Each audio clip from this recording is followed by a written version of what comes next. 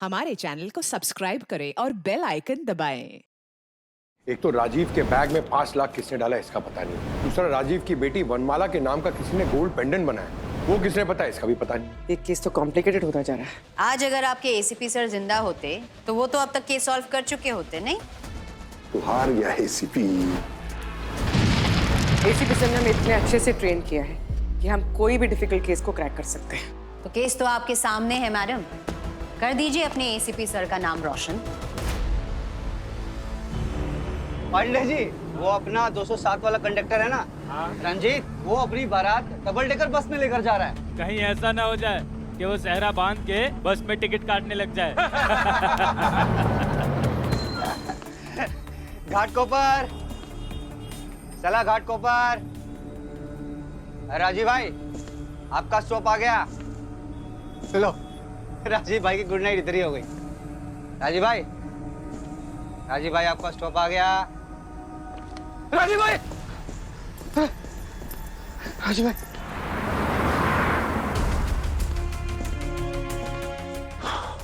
क्या हुआ, कुछ पता चला? गोली मारी या चाकू लगा? ना गोली मारी है ना चाकू मारा है। अरे बाप रे बाप, ये तो पूरा लाल हो गया है। कैसे? जहर। जहर? पूर्वी, हमने तो लाशों को नीला पड़ते हुए देखा है, मगर ये ऐसे लाल कैसे हो गया जहर से? अब कौन सा जहर किस बॉडी के साथ कैसे रिएक्ट करता है वो तो बॉडी टू बॉडी पे भी डिपेंड करता है। अरे यार, हाथ इतना कड़क हो गया, खुल ही नहीं रहा है।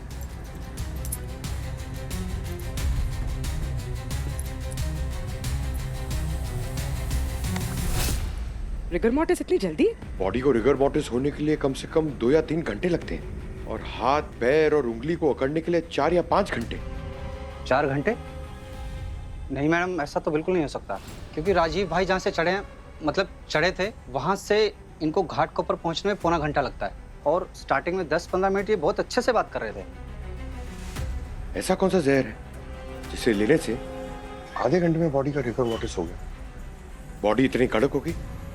अच्छा, जब ये बस में चढ़े थे तो कुछ अजीब था, इनकी तबीयत खराब थी, चक्कर वगैरह कुछ आ रहा था? नहीं, ऐसा तो कुछ नहीं था, वो बिल्कुल ठीक थे, अच्छे से बात कर रहे थे। अरे आइए आइए राजीव भाई, मुझे तो लगा था आएंगे ही नहीं आज। ऐसे कैसे नहीं होगा? आज तक तुम्हारी बस मिस की है क्या मैंने? चलिए। ठीक हो? हाँ। अरे वाह। अरे स्टेला, कैसी हो? ठीक हूँ मैं।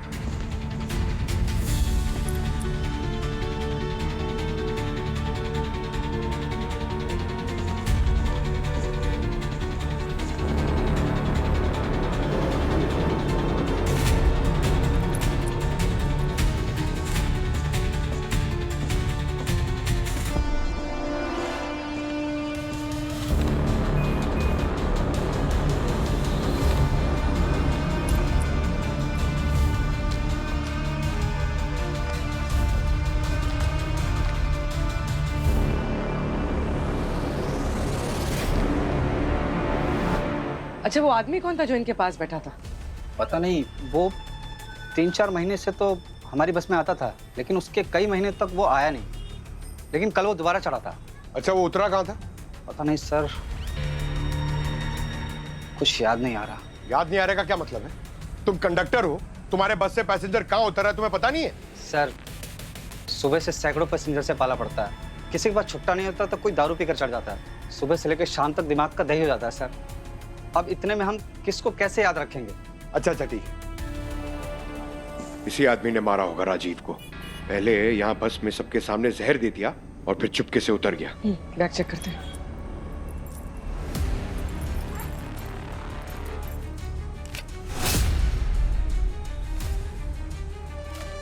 इतना सारा कैश, ये कम से कम 5 लाख रुपए होंगे।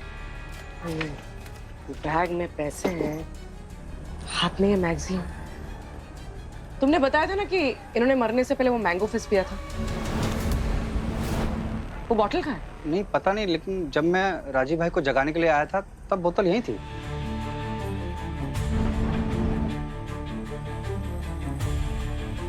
अच्छा ठीक है, जाओ तुम नीचे खड़े हो जाओ, जाओ। ठीक है सर। पंकज, उस मैंगो फिश की बोतल को ढूंढते हैं। वो बोतल। अरे और रुकिए, ओ भाई साहब।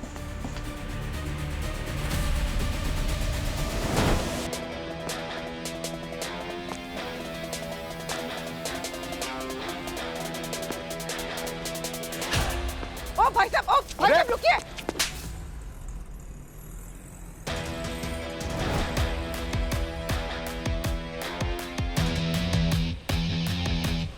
तुमने थप्पड़ क्यों मारा इसे? तुम चिल्ला रही थी ना इसको रोकने के लिए, मैंने रोक दिया। भाई साहब, आप ठीक हो? हाँ ये मैंगो फिश क्यों पिया तुमने? अरे ये तुमने राजीव के सीट से उठाया क्या? जी हाँ। क्यों? वो मैं डायबिटीज़ का पेशेंट हूँ और मैं ज़्यादा देर तक भूखा नहीं रह सकता, इसलिए जूस पी लिया। अरे राजीव जी की मौत जहर से हुई है और इस मैंगो फिश में जहर था। क्या? अरे संभाल के। कांस्टेबल जल्दी इधर आओ। इन्हें हॉस्पिटल ले जाइए, जल्दी जल्दी। और तुम कौन हो? इसे चांटा मार दिया? क्यों? I am special investigating inspector Bhumi और ये सब इंस्पेक्टर कृतिका। हमें यहाँ सीआईडी की हेल्प करने के लिए भेजा गया है, योर बैकअप टीम। और यहाँ की सिचुएशन देख के लग रहा है तुम्हें हमारी काफी जरूरत पड़ने वाली है।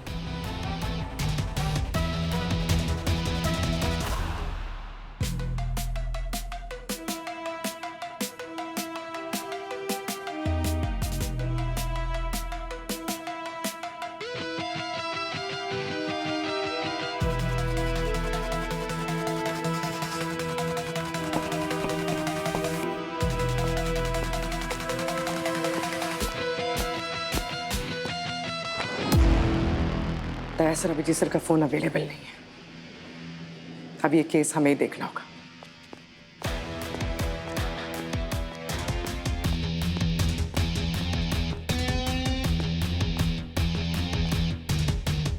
आई नो तुम दोनों को ये केस काफी चैलेंजिंग लग रहा है, बट डोंट वरी, मैंने ऐसी बहुत से केसेस हैंडल किए। फॉर एग्जाम्पल, बॉडी का लाल रंग और टाइटनेस देख के मैं समझ गई थी कि राजीव की मौत फाइनाइट की कंपाउंड से हुई है। भूमि मैम इज ऑलवेज राइट। ये ऑटोप्सी रिपोर्ट पढ़िए, इसमें लिखा है कि राजीव की मौत फाइनाइट के एक कंपाउंड साइनोटेक्स 7 से हुई है। ये जहर इतना खतरनाक है कि इसका 0.005 मिलीग्राम भी एक हाथी तक को जमीन पर गिरा दे। तो फिर उस ड्राइवर की मौत क्यों नहीं हुई? उसने भी तो राजीव के जैसे मैंगो फिश पिया था, वो तो सिर्फ बेहोश हुआ। वो तो जहर का नाम सुन के ही बेहोश हो गया था। जहर से नहीं, तुमने जो उसे चांटा मारा था ना, उस वजह से वो हॉस्पिटल पहुंचा है। तो अगली बार जो भी कदम उठाना सोच समझ के उठाना। सोचते रहना सीआईडी का स्टाइल है, मैं डायरेक्ट एक्शन लेती हूँ। मैम मुझे लगता है हमको जल्द से जल्द कोई एक्शन लेना चाहिए। असली खूनी अभी भी बाहर घूम रहा है। अरे you are very smart, I am very impressed. Thank you. अगर उस मैंगो फिश में जहर नहीं था तो राजीव की बॉडी में वो फाइनाइट गया कैसे? जहर 100% राजीव के मुंह के जरिए ही अंदर गया है। मैम ये बात कंफर्म है कि राजीव को जहर बस में ही दिया गया है, क्योंकि वो जहर इतना खतरनाक है कि कोई भी ले तो 30 सेकंड में उसकी मौत हो जाए। करेक्ट, राजीव की मौत उस बस के अंदर ही हुई है और जो आदमी राजीव के साथ बैठा था शायद उसी ने कुछ किया हो। अगर उसने कुछ किया तो वो पैसों से भरा बैग वहां क्यों छोड़ दिया उससे? जरूरी नहीं है कि खून पैसों के लिए ही किया गया हो। मैडम स्केच रेडी है। बिल्कुल सही कह रही हो तुम, ये खून पैसों के लिए नहीं हुआ है। फिर राजीव को आखिर मारा क्यों?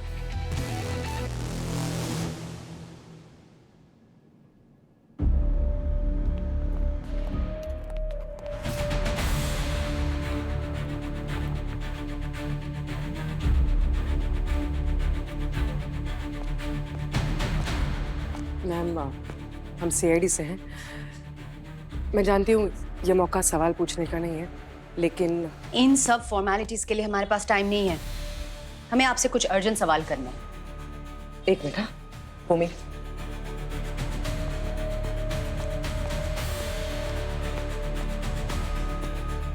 उनके घर में अभी अभी डेथ हुई है, थोड़ी सिंपैथी दिखा सकती हो तुम?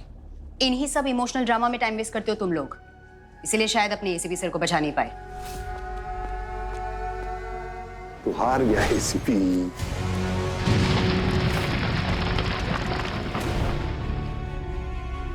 ACP sir? नहीं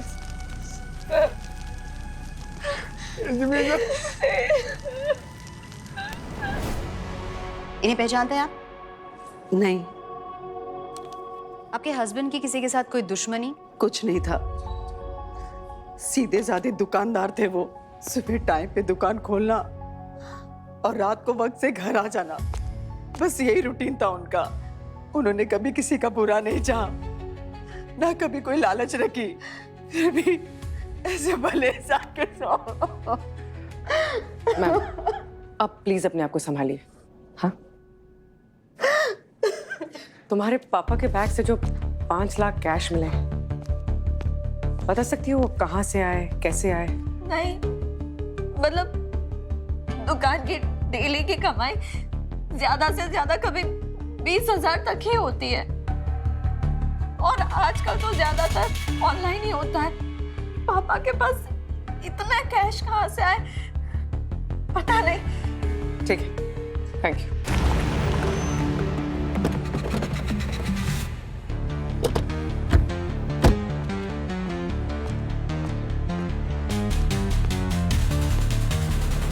दिन दहाड़े चोरी करता है। जी आप कौन? हम सीआईडी से हैं। कैसे सीआईडी वाले हो आप लोग? किसी को चोरी करनी होगी तो ऐसे करेगा, सामने से शटर खोल के। वैसे डेली मैं और सेठ जी साथ ही दुकान खोलते हैं, पर आज शायद वो लेट हो गए आने में। अब वो नहीं आएंगे, किसी ने उनका खून कर दिया। क्या खून हो गया? ऐसे कैसे हो सकता है? हे भगवान, सेठ जी तो मुझे अपने परिवार की तरह समझते थे। देखो सेठ जी को क्या हुआ? प्लीज शांत हो। कृतिका, कृतिका, तुम अक्सर मगरमच्छ के आंसू रोते हैं। बोलो ना सर, किसने मारा मेरे सेठ जी को? वो ही पता करने आए हैं। बहुत मस्त आदमी थे सर। कल या पिछले कुछ दिनों में तुम्हारे सेठ जी के साथ कुछ अजीब हुआ था?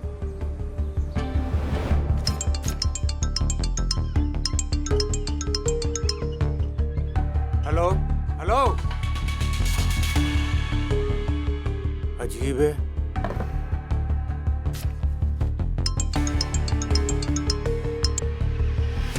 हेलो हेलो, क्या हुआ सेठ जी, सब ठीक है ना? यार जब बात नहीं करनी तो फोन क्यों करते हैं? परेशान करके रख दिया। तू एक काम कर, मेरा बैग जमा दे, मैं निकलता हूँ। जी सेठ जी।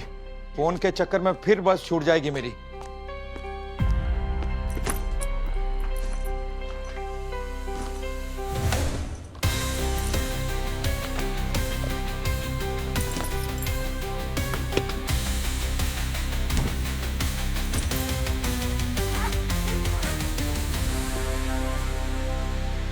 दुकान ढंग से बढ़ाना। जी सेठ जी। वो ब्लैंक कॉल्स उन्हें पहले भी आते थे? मैम मेरे सामने तो आज तक नहीं आए। उनके पास हमें एक मैंगो फिश की बोतल मिली, तो वो अपने साथ रोज लेके जाते थे? हाँ, बस में पीते थे इसलिए ले आते थे। और वो 5 लाख रुपए जो उनके बैग में मिले थे, उसके बारे में कुछ पता है? कौन से 5 लाख? जब मैंने उनका बैग देखा था तो उसमें कुछ रुपए नहीं थे। उन्होंने गले से 1-2 हजार रुपए निकाल के अपनी जेब में डाले थे, क्योंकि उनका पर्स चोरी हो चुका था। और वो पर्स कब चोरी हुआ था? कल। वॉलेट चोरी हुआ, ब्लैंक कॉल्स आए, फिर खून हो गया। ये सब कुछ एक दिन में कोइंसिडेंस तो नहीं हो सकता। देखो, अगर पैसे दुकान से नहीं लेके गया है तो बस स्टॉप से पहले कहीं रुककर उसने पैसे उठाए होंगे। जी बिल्कुल नहीं, उनका स्केड्यूल फिक्स था। 10 मिनट लगते थे उनको पैदल बस स्टॉप पहुंचने में। एकदम राइट टाइम पर दुकान से निकलते थे वो। कल ब्लैंक कॉल के चक्कर में लेट हो गए थे। अरे तो फिर वो बस कैसे पकड़ी उन्होंने? ये सुखी है ना, उसने बाइक से ड्रॉप कर दिया था सेठ जी को। सुखी कौन? ये इस दुकान का मैनेजर। चलो, इस सुखी का सुख दुख जानते हैं। नहीं सर, अभी मत जाइए। अगर आप अभी गए तो उसकी नौकरी चली जाएगी। क्यों? अब वो उस दुकान के मालिक किशन जी का सेठ जी के साथ झगड़ा हो रखा है। उनको पता चलेगा कि सुखी ने उनकी मदद करी है तो उसको बहुत प्रॉब्लम हो जाएगी। Thank you. इस पेंडेंट की ऑर्डर की डिटेल्स क्या है? Sorry sir. अरे भाड़ में क्या तुम्हारा सॉरी? कस्टमर की ऑर्डर की डिटेल्स नहीं तुम्हारे पास? ऐसे काम करोगे यहाँ पे? अब एक दूसरे की शक्ल में देखो, जल्दी अपना मुंह खोलो, वरना गोली मार दूंगा तुम दोनों को। अच्छा, गोली मारेगा? ले लगा निशाना। सीआईडी। नहीं मैम, मैं कहाँ है बंदूक वो तो स्टाफ थोड़ा काम नहीं करता तो उनका कान खींच के रखना पड़ता है। आप लोग क्या लेंगे? ठंडा गरम चाय कॉफी? ठंडा पर coffee. You mean cold coffee? Ma'am आप? खूनी। आप लोग सब लोग लाइन में खड़े हो जाइए, आपसे कुछ सवाल करने। आइए आप लोग। चलिए लाइन में आ जाइए। खड़े हो जाइए, चलिए। एक मिनट, क्या हो रहा है सब? कौन है आप लोग? क्या हो रहा है सब? आप कौन? मैम ये इस दुकान के मालिक हैं। अच्छी बात है, आप भी लाइन में खड़े हो जाइए। आइए सब लोग, चलिए। ये कौन है? ये उनके बेटे। चलिए अभी बाहर आइए, जल्दी आइए सब लोग लाइन में, फटाफट। बहुत ही भले आदमी थे राजीव भाई साहब।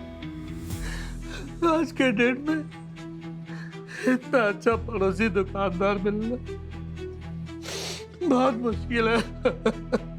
एक्टिंग क्यों कर रहे हो आप? कोई अवार्ड नहीं देने वाला है। हमें पता है 5 महीने पहले आपका और राजीव भाई साहब का आपस में झगड़ा हुआ था, बात हाथापाई पर उतर आई थी। निकल यहाँ से। तूने मुझे थप्पड़ मारा, अच्छा नहीं किया। अरे इस बाजार में मेरी इज्जत कोई नहीं है क्या? और मेरी नहीं है क्या? मेरी इज्जत नहीं है जो मुंह उठा के चला है मेरी दुकान खरीदने? अरे तू सोने का व्यापारी और मैं साड़ी की दुकान चलाता तो क्या फर्क पड़ता है?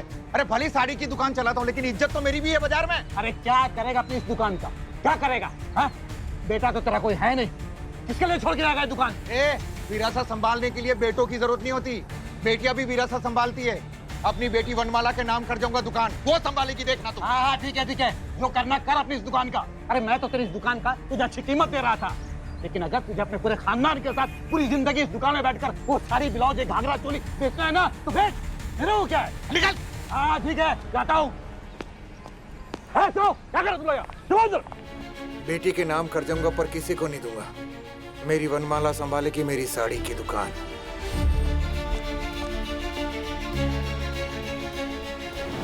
आपके पास तो पूरी वजह है एक मर्डर करने की।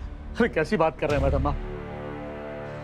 25 साल पहले हम दोनों ने एक साथ अपनी दुकानों का मुहूर्त किया था, तब से हमारी दोस्ती थी। अरे मानता हूं मैं छोटा झगड़ा हो गया था हम लोगों का आपस में, लेकिन मैडम इसके लिए मैं राजीव भाई साहब का खून तो नहीं कर दूंगा ना। खूनी का तो हम पता लगा ही लेंगे। कल रात राजीव जी को तुमने ही बस स्टॉप तक लिफ्ट दी थी ना? हाँ? अरे मुझसे पूछ के रोटी खाता है क्या? बोलता क्यों नहीं जो पूछ रही है? कल रात जब मैं अपने घर के लिए निकला तो राजीव भाई मुझे किसी जल्दबाजी में लगे। मैंने पूछा तो कहते कि बस के लिए लेट हो रहे हैं, तो मैंने उनको सिर्फ बस तक ड्रॉप किया।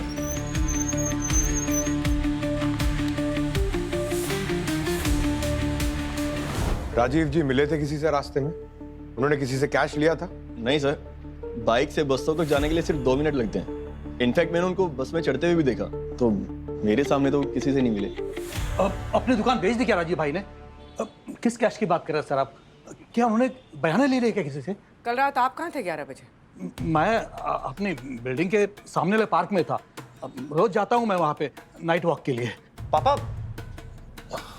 आप झूठ क्यों बोल रहे हो? अरे कहाँ झूठ बोल रहा हूँ मैं?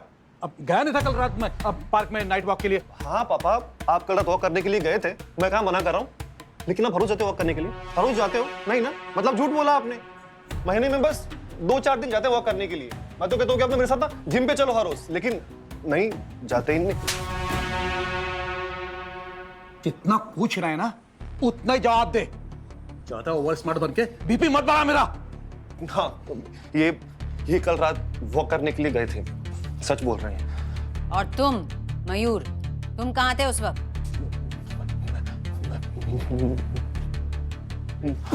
अरे क्या मेमने की तरह मैं कर रहा है? कहाँ था कल रात 11 बजे तू? वो मैं कल रात मूवी देखने के लिए गया था। ये देखिए, ये मेरे पास में टिकट्स भी है।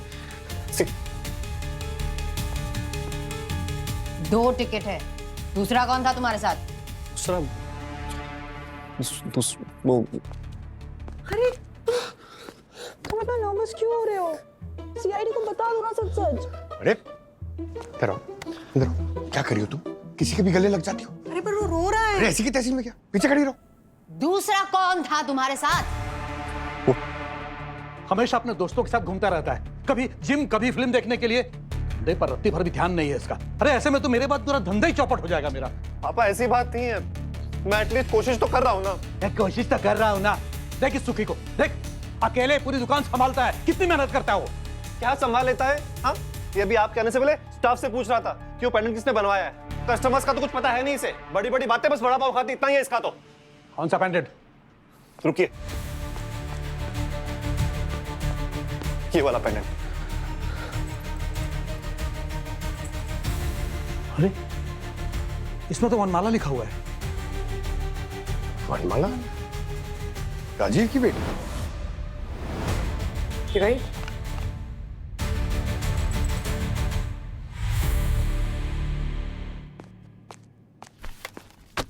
उर्वी, वो सचिन सर और अवनी का कुछ पता चला क्या? सचिन सर अभी भी हॉस्पिटल में है। अवनी डिस्चार्ज हो चुकी है, जो थोड़ा वक्त लगेगा रिकवर होने में। अच्छा, ये राजीव के केस की क्या प्रोग्रेस है? अरे कुछ पता नहीं चला यार। एक तो राजीव के बैग में 5 लाख किसने डाला इसका पता नहीं है। दूसरा, राजीव की बेटी वनमाला के नाम का किसी ने गोल्ड पेंडेंट बनाया, वो किसने पता है इसका भी पता नहीं। और वो जहर राजीव के बॉडी में कैसे गया उसका भी तो पता नहीं चल रहा। और ना ही उस आदमी का जो उस दिन राजीव के पास आके बैठा था। मैंने वो स्केच हमारे सारे डेटाबेसेस में रन करके देखा, बट मैम कुछ मिला नहीं। ये केस तो कॉम्प्लिकेटेड होता जा रहा है। आज अगर आपके एसीपी सर जिंदा होते तो वो तो अब तक केस सॉल्व कर चुके होते, नहीं? एसीपी सर ने हमें इतने अच्छे से ट्रेन किया है कि हम कोई भी डिफिकल्ट केस को क्रैक कर सकते हैं। अच्छा, तो केस तो आपके सामने है मैडम, कर दीजिए अपने एसीपी सर का नाम रोशन। केस सॉल्व हो जाएगा, हमें बस उनका एक धागा चाहिए जिसे खींचने पर उजड़े हुए स्वेटर की तरह पूरा केस खुलकर सामने आ जाएगा।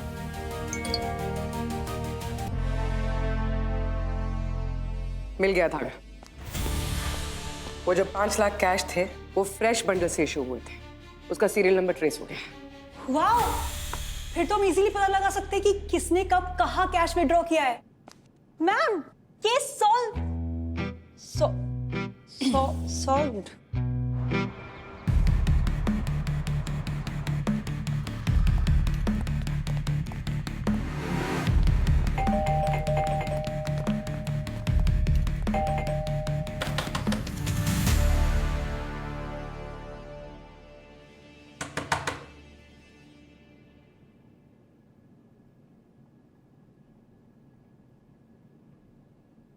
दरवाजा तोड़ना होगा। मैं? अरे मैं कैसे? अरे यार, दया सर की कमी महसूस हो रही है, वो ही मेरी मदद करेंगे। जय दया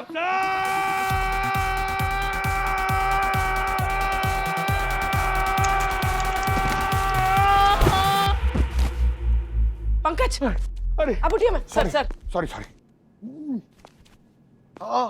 क्या कर रहे हो? कौन हो तुम लोग? हम सीआईडी से। सीआईडी? आप राजीव जी को जानते हैं? हाँ, वो साड़ी की दुकान वाले ना? हाँ, वो उनका किसी ने खून कर दिया। क्या? ऐसे कैसे? मतलब कल मेरे जाने के बाद वो? क्या क्या क्या क्या? कल रात मेरे जाने के बाद क्या क्या हुआ? याददाश्त चली गई? याद दिलाऊं? राजीव को बस में आपने जहर दिया और आपके वहां से जाने के बाद उनकी मौत हो गई, यही ना? हाँ, ज्यादा एक मिनट भूमि, एक मिनट। सुधाकर जी, आप बताइए, आप कल रात राजीव जी से मिले थे ना? क्यों? उनके पैसे लौटाने। वो 5 लाख रुपए? हाँ, मेरे बेटे को यूएस जाने के लिए मैंने राजीव भाई से उधार लिए थे 5 महीने पहले। परसों जैसे ही मेरी एफडी मैच्योर हो गई, मैं कल तुरंत उनको पैसे लौटाने चला गया।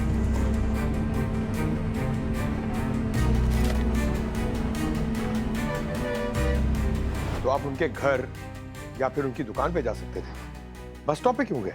बूढ़ा आदमी हूँ सर, ज्यादा चल फिर नहीं सकता, और फिर राजीव भाई की दुकान मेरे घर से दूर है, इसलिए पास वाले बस स्टॉप पर चला गया और उनकी बस में चढ़ गया। सालों से उनका रूटीन पता है, इसलिए बस नंबर भी जानता। एक मिनट, मैंने राजीव भाई से जो 5 लाख रुपए लिए थे उसकी एंट्री मेरी पासबुक पे होगी। मैं अभी लेके आके बताता हूँ।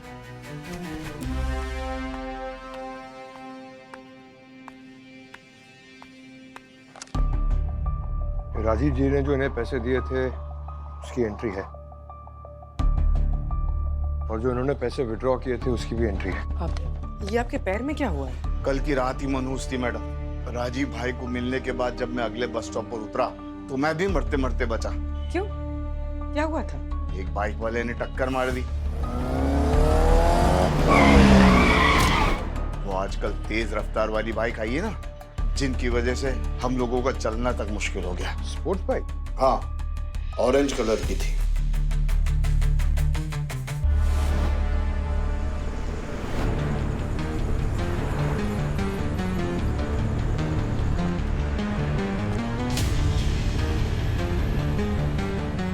ठीक है, थैंक यू। ये एक्सीडेंट जहां हुआ है वहां पर सीसीटीवी जरूर होगा। फुटेज निकालते हैं। मैम ये देखो, उस रात जब सुधाकर जी बस स्टॉप पे उतरे थे, एक दुकान का फुटेज है 10:40 का। और मैम ठीक उसके 1 मिनट बाद ये ऑरेंज स्पोर्ट्स बाइक यहाँ आके रुकी। लगता है इसी ने सुधाकर जी को टक्कर मारी है।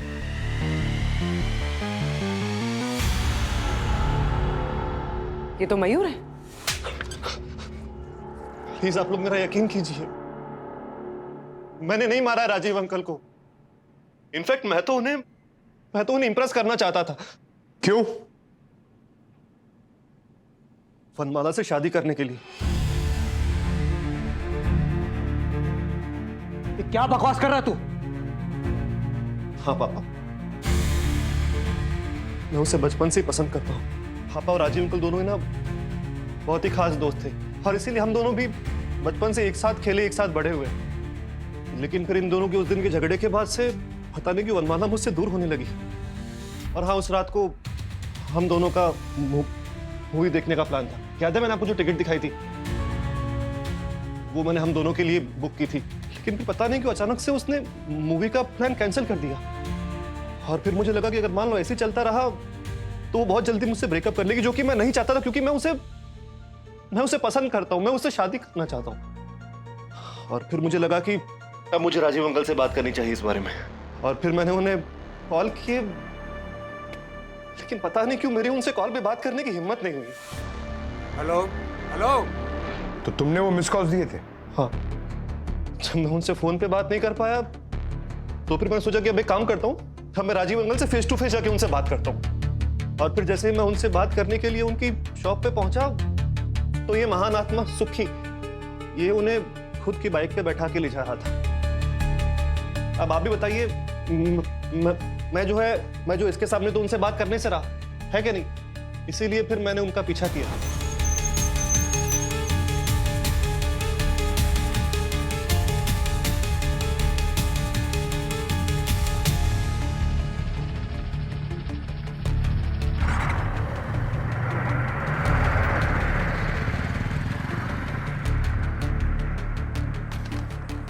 और सोचा कि जैसे ही वो उतरेंगे घाट को पर मैं उनसे बात करूंगा। लेकिन जैसे ही मैं वहां पहुंचा तो मैंने देखा कि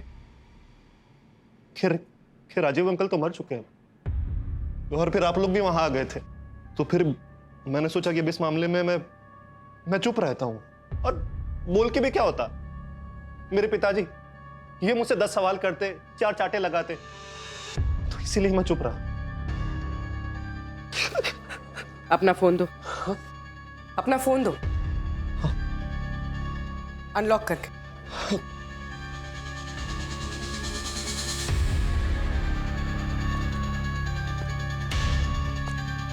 सच बोल रहे हैं, इसके और वनमाला के चैट्स तो हैं। देखा ना आपने, मैं सच बोल रहा हूँ। हाँ मयूर सही बोल रहा है, लेकिन गधा है वो। अरे हमारी फ्रेंडशिप को पता नहीं क्या समझ के बैठ गया है। जब देखो कॉल्स, मैसेजेस। ये तो पापा की वजह से सह रही थी उसे, क्योंकि किशन अंकल का बेटा है। फिर भी मैंने उसे कई बार समझाने की कोशिश की कि उसमें इंटरेस्टेड नहीं हूँ, लेकिन समझता ही नहीं वो। बहुत चिपको है, बहुत ज्यादा।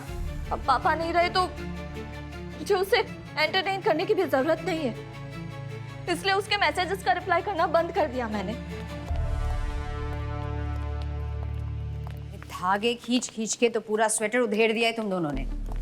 खूनी कहीं नजर नहीं आ रहा है। अब तक ये केस हम अपनी नजरों से देख रहे थे, लेकिन अब एसीपी सर की तरह सोचना होगा।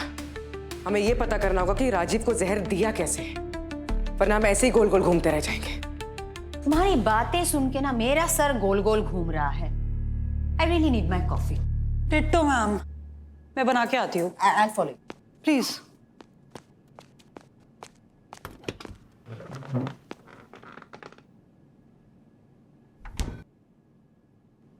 मैम, दूध तो पट गया। हैं? क्या हुआ?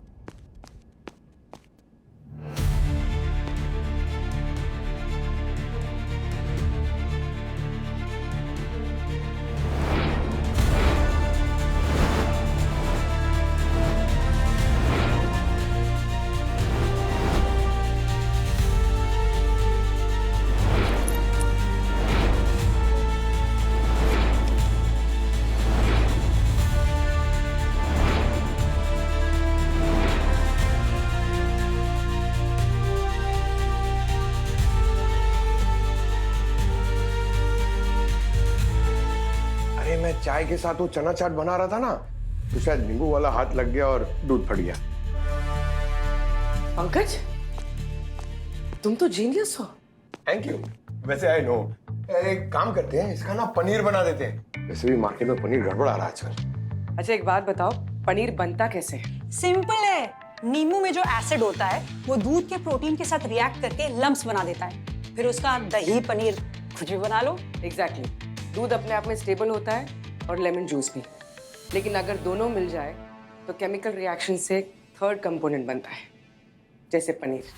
वैसे ही जैसे दो हार्मलेस केमिकल्स मिलके फाइनाइट कंपाउंड फाइनोटेक 7 बन सकते हैं। करेक्ट। मतलब खूनी ने राजीव को 2 अलग अलग केमिकल खिलाए या फिर टच करने के लिए मजबूर किया। वाह, मान गए। कुछ तो बात है टीम सीआईडी में। चैलेंज करने पे परफॉर्म तो करते हैं।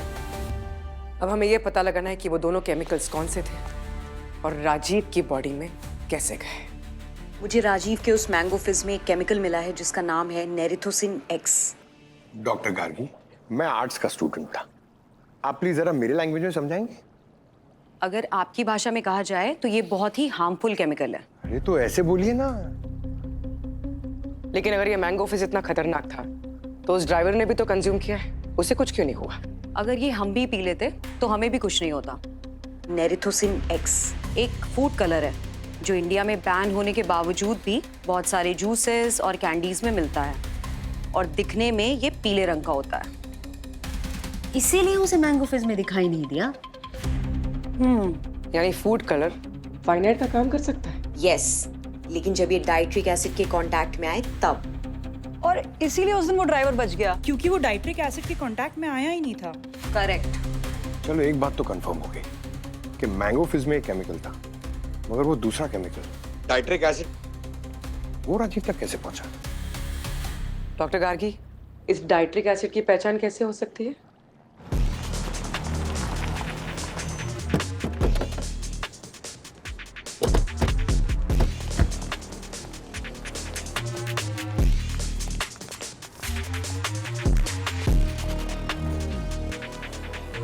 डॉक्टर गार्गी ने ये स्प्रे दिया है, कहा है कि अगर ये डाइट्रिक एसिड पे मारेंगे ना तो उसके ट्रेसेस का कलर चेंज हो जाएगा। राजीव बस पे ऐसे एंटर किया होगा, ऐसे पकड़ के।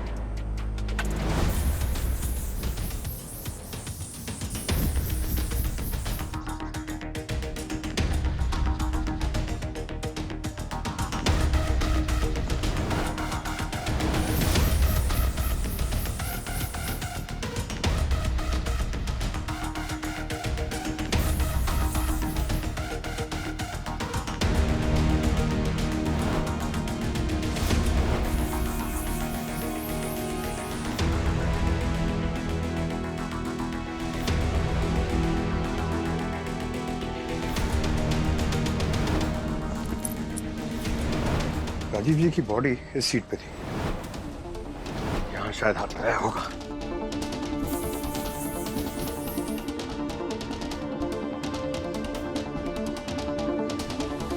यहाँ तो सब जगह देख लिया, नाइट्रिक एसिड का कोई ट्रेस नहीं मिला।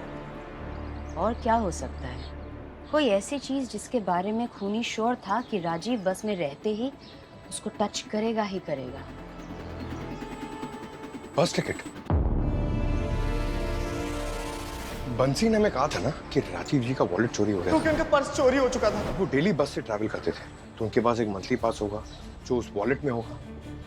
तो खूनी ने उन्हें मजबूर किया कि नेक्स्ट टाइम जब वो बस में ट्रैवल करें उन्हें एक नई टिकट लेनी पड़े। एक मिनट।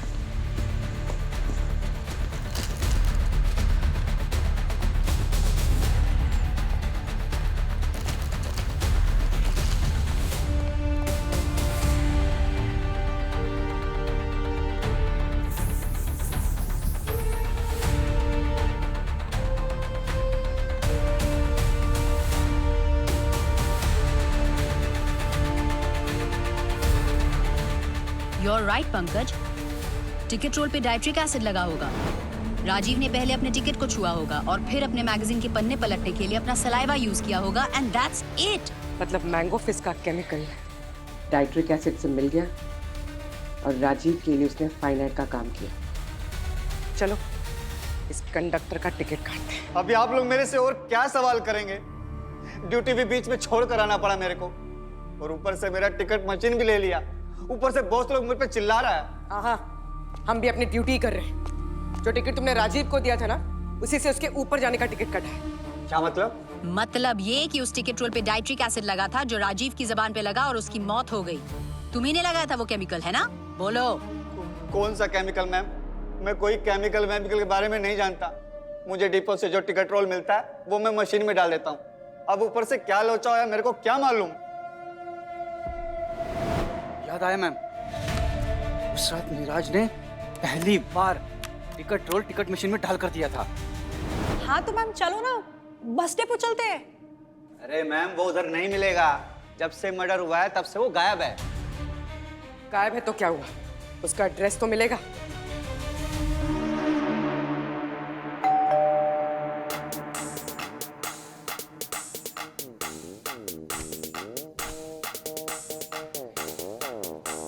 कितना लेट गाना ले गया है। देखो ना, मैं 0 स्टार दूंगा। 0?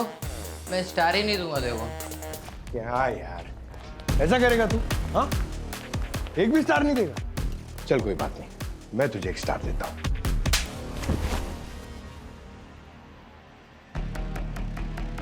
ये सब अय्याशी के पैसे कहाँ से आए? अय्याशी के पैसे से मतलब मेरी मेहनत की कमाई है। आप लोग चाहो तो लिटिल लिटिल ले सकते हो। अच्छा, 1 स्टार कम पड़ा तेरे को?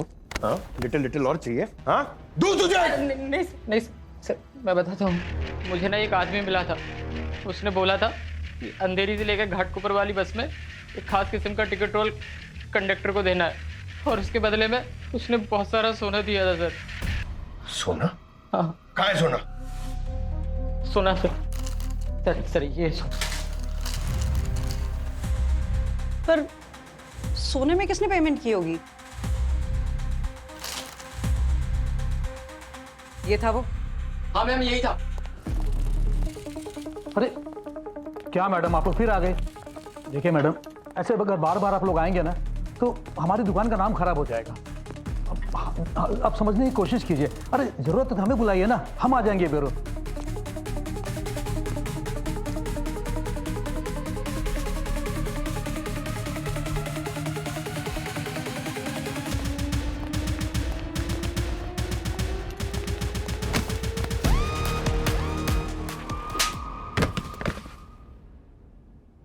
अरे मैंने कोई खून वून नहीं किया है। मैं तो उस वक्त वनमाला के साथ मूवी देख रहा था। हाँ, ये मेरे ही साथ था। आप चाहो तो ये आपको टिकट भी दिखा सकती है। दिखाओ इसे।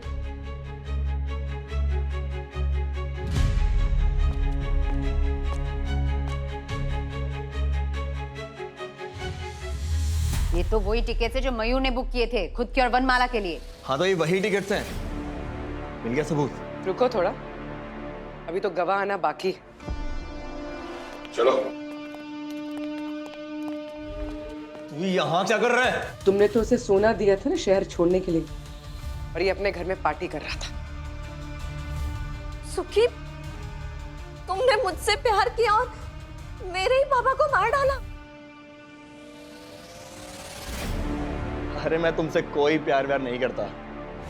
मैं तो बस तुमसे शादी करके तुम्हारे पिताजी की वो दुकान अपने नाम कराना चाहता था, ताकि किशन जी के साथ उस दुकान का सौदा कर सकूं और उनका पार्टनर बन सकूं। सब कुछ बढ़िया चल रहा था, यहां तक कि राजीव जी और किशन जी की लड़ाई का मुझे फायदा भी हुआ। लेकिन ये मयूर हाथ धोकर वनमाला के पीछे ही पड़ गया, और मुझे इस बात का डर था कहीं इन दोनों की शादी ना हो जाए और मेरा तो पूरा प्लान ही फेल हो जाएगा। मयूर के खिलाफ वनमाला के कान भरने शुरू कर दिए, और एक हद तक मैंने वनमाला को यकीन भी दिला दिया कि मयूर उसके लिए बिल्कुल भी सही लड़का नहीं है। मुझे लगा इस झगड़े के बाद राजीव भाई मयूर से नफरत करने लगेंगे, इसलिए मैं मयूर के खिलाफ राजीव भाई के पास उनको उकसाने गया। मैं आपको क्या बताऊं राजीव भाई, मयूर 24 घंटे वनमाला को कॉल करता रहता है। अरे उससे शादी के सपने देख रहे हो, उसको कॉल करता रहा जब और नहीं उठाती हो तो उसको मैसेज करता है। मैं तो ये सोचता हूँ बेचारी कितनी परेशान होती होगी ना, दुखी होगी भी उससे।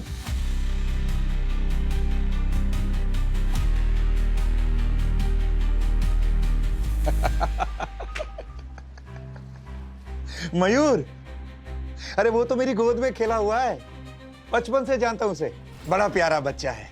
अगर उसकी शादी वनमाला से हो जाती है तो मेरी सारी टेंशन दूर हो जाएगी। सही समय आने पर मैं किशन भाई से बात करके अपने सारे गिले शिकवे दूर कर लूंगा। मैं अपने सपनों के साथ कभी भी कॉम्प्रोमाइज नहीं कर सकता, इसलिए मैंने उसी दिन फैसला कर लिया कि मैं राजीव भाई को मार दूंगा। राजीव भाई हर रोज घर जाते वक्त अपने साथ मैंगो फिज की बोतल लेके जाते थे, और फिर एक दिन मैंने मौका मिलते ही उनकी सारी बोतल्स पे फाइनाइट एक्स नाम का फूड कलर इंजेक्ट कर दिया।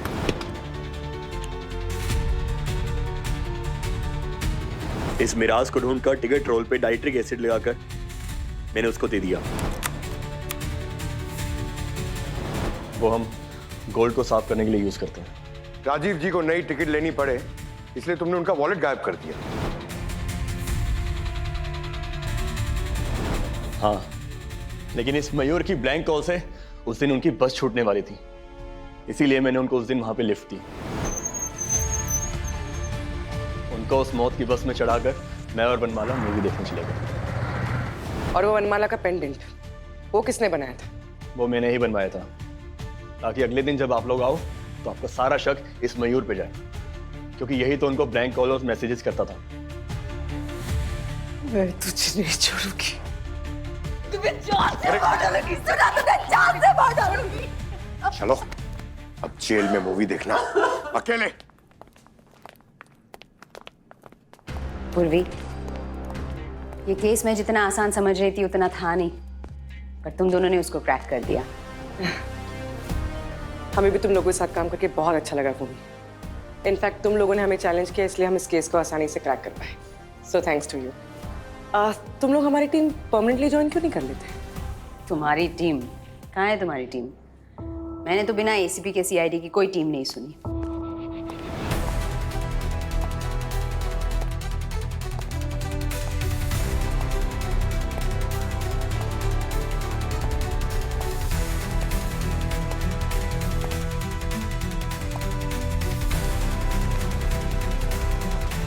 एक्सक्यूज मी, आप कौन? तुम्हारा नया ACP.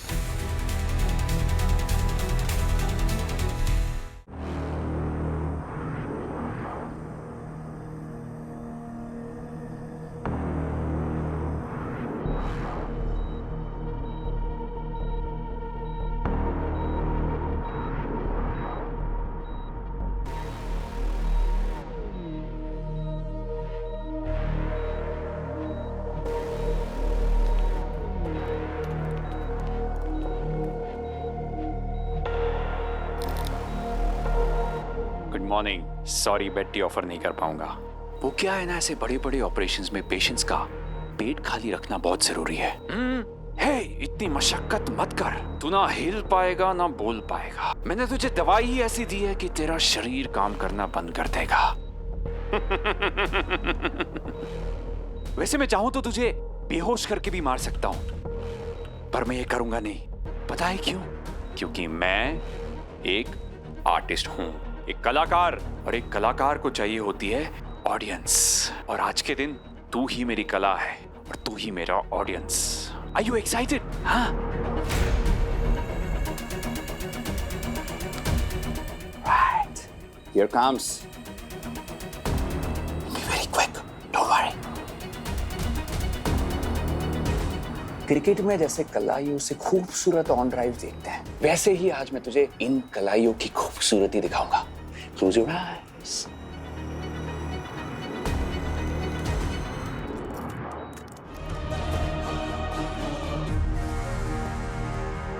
NIA, ATS, Interpol, Scotland Yard, सबके पास अलग अलग इंफॉर्मेशन है इस बरबोसा की।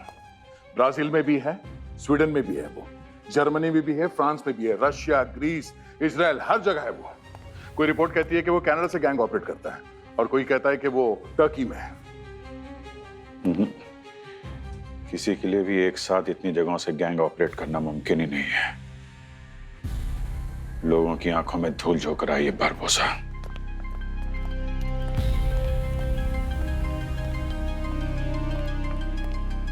सर, आप लोग अभी तक यहीं पर हैं, घर नहीं गए? नहीं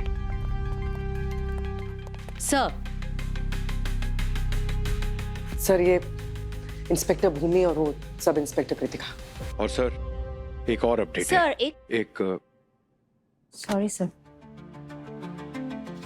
यस भूमि, कुछ कहना चाहते हैं आप? Yes sir. सर, आज सुबह कुछ मजदूरों को एक कंस्ट्रक्शन साइट पे खुदाई करते हुए एक आदमी की लाश मिली। उस केस की डिटेल्स ये रहे।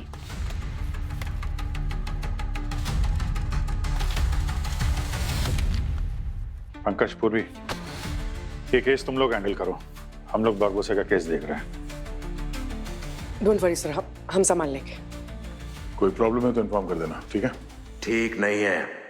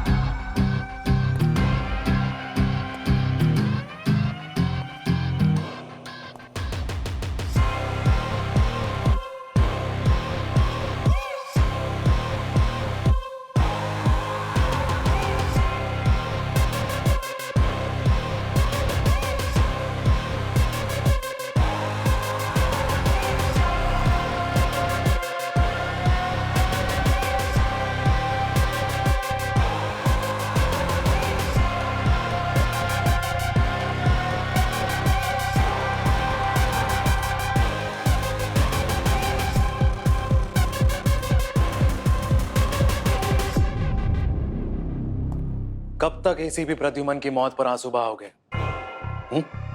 ये जो दर्द है, इमोशंस, आंसू, इन सब की पोटली बनाकर ऑफिस के बाहर लटका कर आया करो।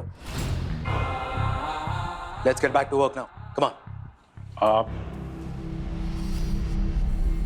पंकज। सर, वो ये हमारे नए एसपी हैं सर।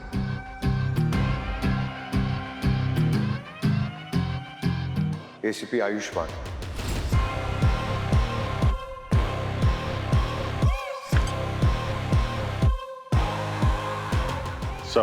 सर, एसीपी आयुष्मान देश के सबसे यंग आईपीएस ऑफिसर्स में से एक थे, जिन्होंने यूपीएससी टॉप करके फोर्सेस ज्वाइन किया, है ना सर? बस बस बस बस, thank you for this wonderful introduction. पर अब मक्खनबाजी बंद। मैं एक ही चीज से इंप्रेस होता हूं, वो है रिजल्ट्स। आप फिक्र मत कीजिए एसीपी सर, आप फिक्र मत कीजिए सर। बस कुछ ही दिनों की बात है, रिजल्ट्स आपके सामने होंगे। सीआईडी की गोली और बरबोसा का सर। आप लोग सीआईडी ऑफिसर्स हो, कोई गैंगस्टर्स नहीं। मुझे बारबोसा जिंदा चाहिए। बाकी कानून उसका इंसाफ जरूर करेगा। उसका इंसाफ हम करेंगे।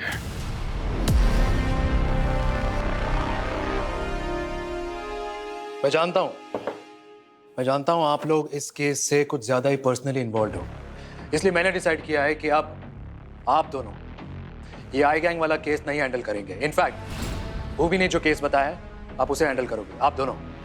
ये कैसे हो सकता है सर? अगर हम दोनों इस केस पे काम करेंगे तो बरबोजा को कौन पकड़ेगा? उसकी फिक्र आपको करने की जरूरत नहीं है। नहीं, मुझे लगता है कि आप जो कह रहे हैं उसमें कोई सेंस नहीं है। एसीपी आयुष्मान, हम लोग ऑलरेडी इस केस पे काम कर रहे हैं। हमारा इतिहास रहा है इस गैंग के साथ, और ये इतिहास ही है जो आप लोगों को कमजोर कर रहा है। बारबोसा बहुत आगे हैं आप लोगों से, बहुत चाहते रहे।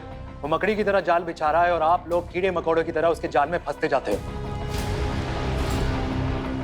सर ये क्या कह रहे हैं आप? पंकज, जब तक मैं किसी जूनियर ऑफिसर से कुछ पूछता नहीं हूं उसे बोलने की आजादी नहीं है।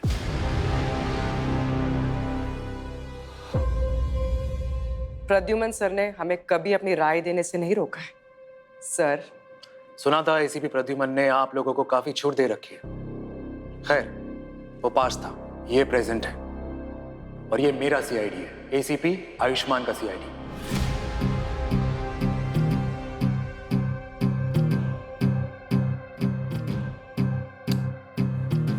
सॉरी, फिर ये नया तरीका हमें मंजूर नहीं है। तो ठीक है, अगर आप लोगों को इस नए केस पे काम नहीं करना है तो आप लोग जा सकते हैं।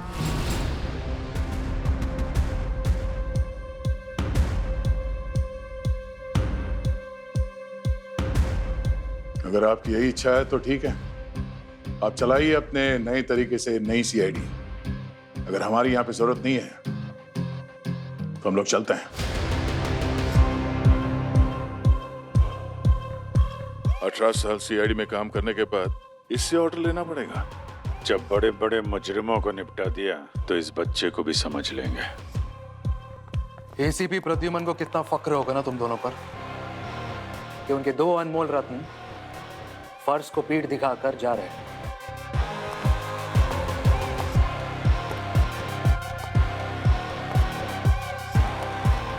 फर्ज को पीठ दिखाना ना हमारे उसूलों में है और ना ही डीएनए में। पर याद रखिए, बरबोजा और ये आई गैंग, उसे हम अपने हाथों से खत्म करेंगे। दया, ये सीआईडी है और यहाँ प्रोटोकॉल चलता है, तो बेहतर यही होगा कि आप दरवाजे तोड़ने पर फोकस करें, ना कि प्रोटोकॉल। अगले 45 मिनट में क्राइम सीन पर पहुंचकर मुझे अपडेट दो। पंकज,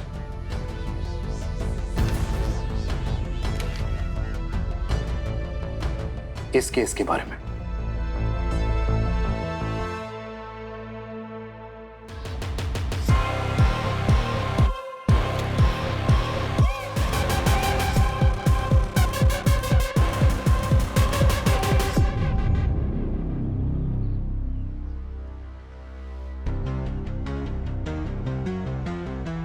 चेहरा पूरी तरह जला हुआ है। इसे तेजाब से जलाया गया है। तेजाब से? सिर्फ चेहरा जला है? मतलब खूनी ने सोचा होगा अगर बॉडी मिल भी जाए तो इसकी पहचान ना हो सके। ठीक कह रहा तुम, क्योंकि तेजाब सिर्फ इसके चेहरे पर है, बॉडी में और कहीं भी नहीं। और इसकी बॉडी को देख करके लगता है इसे मरे हुए कम से कम 2 हफ्ते हो गए। सर, इसकी तो आंखें भी जल गई हैं। नहीं पूर्वी, इसकी आंखें जली नहीं है, निकाल ली गई हैं।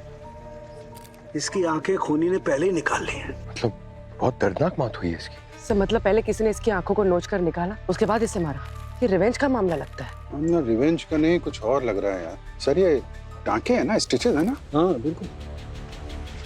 इसकी आंखें पहले निकाल ली गई हैं।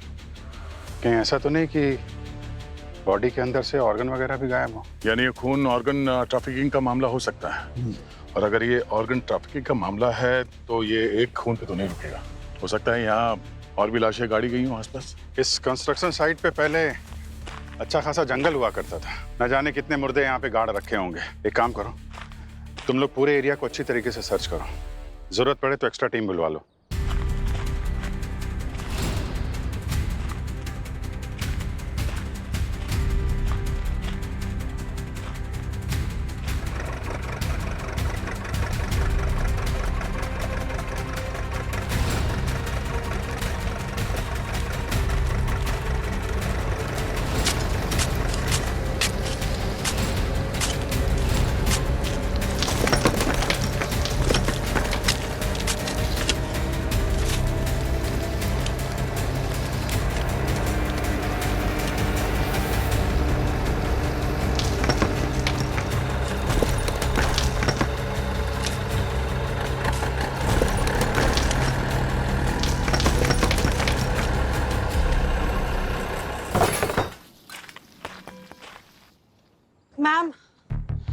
मुझे नहीं लगता यहाँ पर कोई और लाश मिलेगी।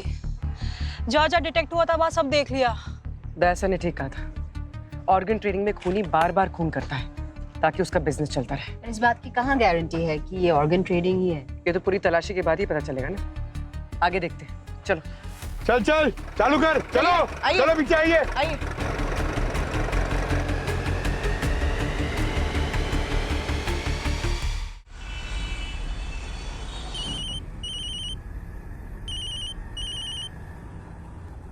हेलो, आसपास कोई नहीं, ब्यूरो जा रहा हूँ। हाँ हाँ, सब कुछ वैसा ही हो रहा है जैसे हमने प्लान किया था। अभिजीत और दया दोनों तड़प रहे हैं, गुस्से में है, रेस्टलेस है। उन्हें तो समझ ही नहीं आ रहा है कि उनके साथ हो क्या रहा है, और इसी का फायदा हमें उठाना है। डोंट वरी, सब कुछ वैसा ही होगा जैसे हमने प्लान किया था। मेरी सोच वहां शुरू होती है जहां इनका दिमाग चलना बंद हो जाता है।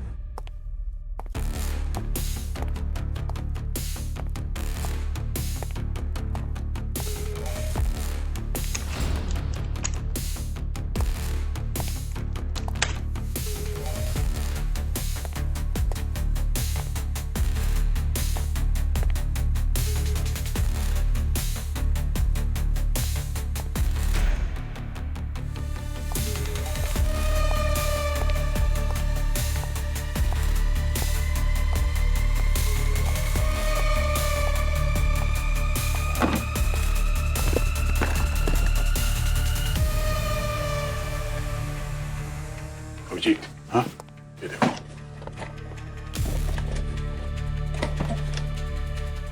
आई क्या?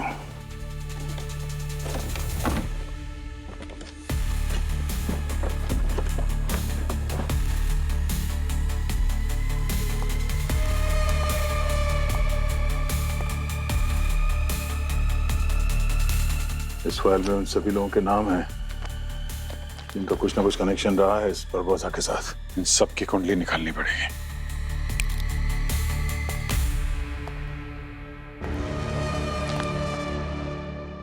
क्या हो रहा है यहाँ पर? किसकी फाइल पढ़ी जा रही है? कुछ सस्पेक्ट हैं 4-5 जिन पे हमें शक है। कोई ना कोई इन्हीं में से है। अंधेरे में वो लाइट चली गई थी ना, वो तो आपके आने से लाइट आ गई। आई होप तुम लोग अब भी बारबोसा के बारे में नहीं सोच रहे हो। कौन बारबोसा? आपको ऑर्डर तो मानना पड़ेगा ना सर। आफ्टर ऑल आप हमारे सीनियर हैं और आप ही ने हमें सही रास्ता दिखाया है। तो मतलब 100% ध्यान इस केस पर ही है? बिल्कुल 100% ध्यान केस पे ही सर। चाहे रात दिन एक करना पड़े, केस तो हम सॉल्व करके ही रहेंगे। कौन सा केस? ये जो हाथ में है।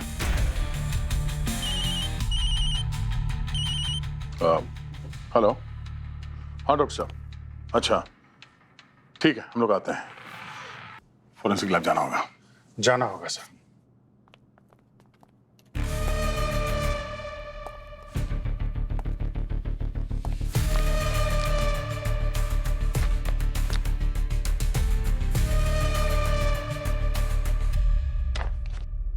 यार इस विक्टिम की बॉडी में से सब कुछ गायब है।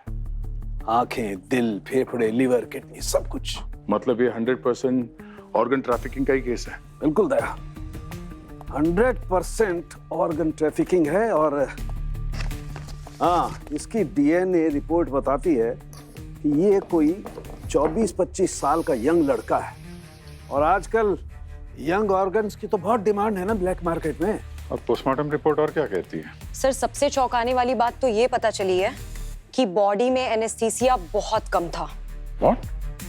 एनेस्थीसिया कम था? इतनी बड़ी सर्जरी उस खूनी ने की कैसे?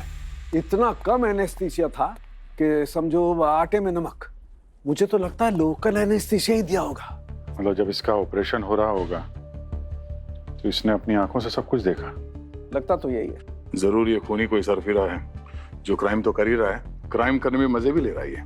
बिल्कुल दया, और तुम्हारी बात को सपोर्ट करते हैं ये स्टिचेस देखो कैसे बने हुए हैं। अजीब कलाकारी है, बहुत रेयर तरीका है यार ये। और हाँ, एक बात और,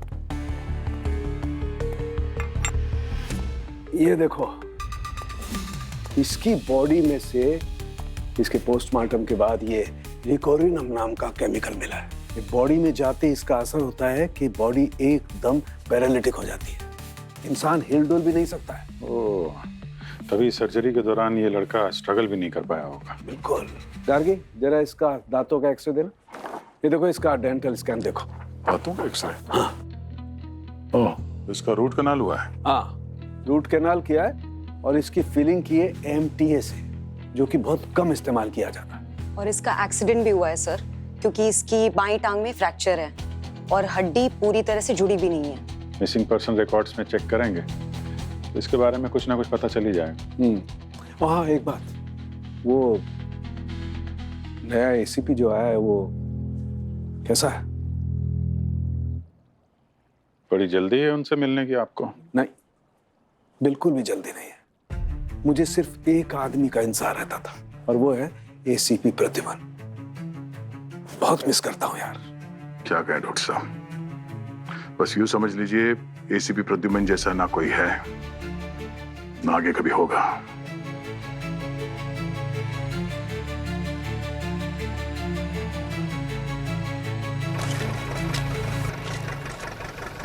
वहां फेंकना। पंकज सर,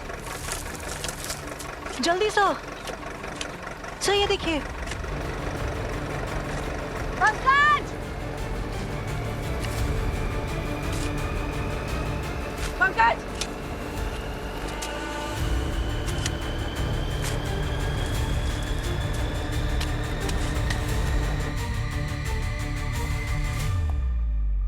मरने वाले का नाम अरविंद था, फरीदाबाद से मुंबई एक्टर बनने आया था। एक्टर? कोई रोल वोल मिला सर? लगता तो नहीं है। सामान डिलीवर कर रहा था पैसों के लिए, एक ऐप के लिए। एक्टिंग में चांस मिलना इतना आसान थोड़ी ना है। न जाने कितने लोग ऑडिशन देने आते हैं शहर, स्ट्रगल करने, एक्टर बनने। पता है, मैंने भी 2-3 ऑडिशन दिए थे। आपने? तो बात बनी नहीं क्या? बात बनती तो यहाँ थोड़ी ना होता, इन लाशों के बीच। हाँ, ये भी है। काश इनका ऑडिशन क्लियर हो जाता। हमारे साथ तो गलत हुआ है। कुछ कहा? नहीं, अच्छा हुआ आप सिलेक्ट नहीं हुए, वरना आपके साथ काम करने का मौका कैसे मिलता। बस अब इतनी तारीफ भी मत करो कि पचाना मुश्किल हो जाए। खैर, ये अरविंद, पता लगाओ इसने अपनी आखिरी डिलीवरी किसे करी थी। वही हमारा खूनी होगा। डिलीवरी की बुकिंग किसी पूजा नाम के लड़के ने की थी। तो उसे अब तक पकड़ा क्यों नहीं?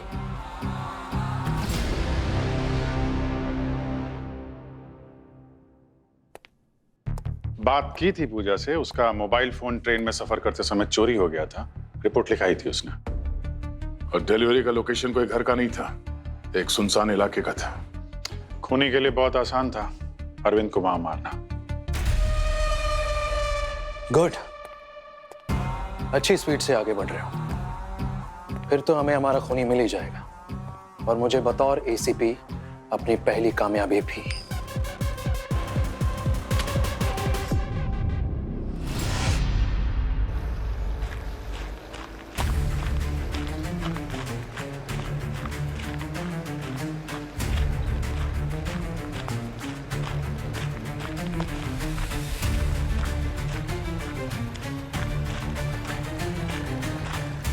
सर, आपने सही कहा था, इस केस में तो लाशों की लाइन लग गई है। ओह नो, मुझे लग ही रहा था। कितनी लाशें मिली? सर, 6 लाशें मिली। बस आई होप कि और ना मिले। ठीक है, 6 और लाशें मिली हैं उस कंस्ट्रक्शन साइट के पास से। माय गॉड, ये भी उसी ऑर्गन स्मगलिंग से जुड़ी हुई होगी। देखा कितना बड़ा केस था ये, और कितना कॉम्प्लिकेटेड है। और तुम लोग इसे पंकज और पूर्वी जैसे बच्चों को देना चाहते थे। एनीवे, लगता है मुझे मैदान में उतरना पड़ेगा। Come on, let's go.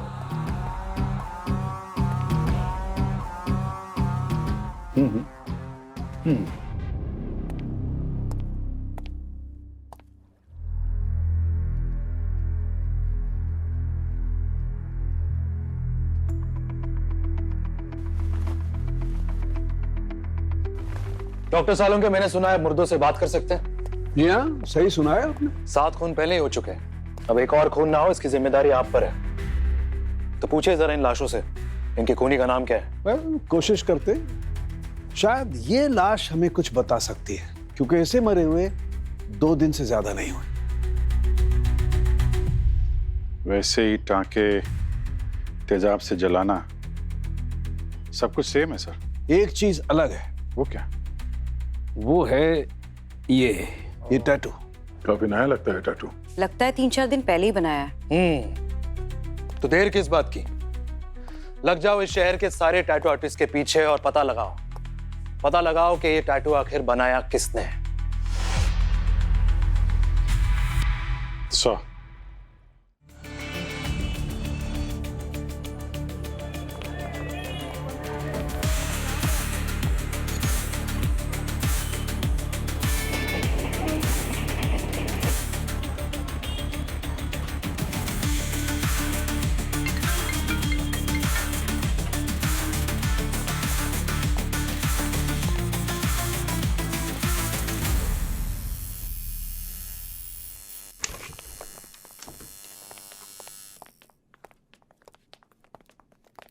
Welcome sir, क्या करवाओगे आप?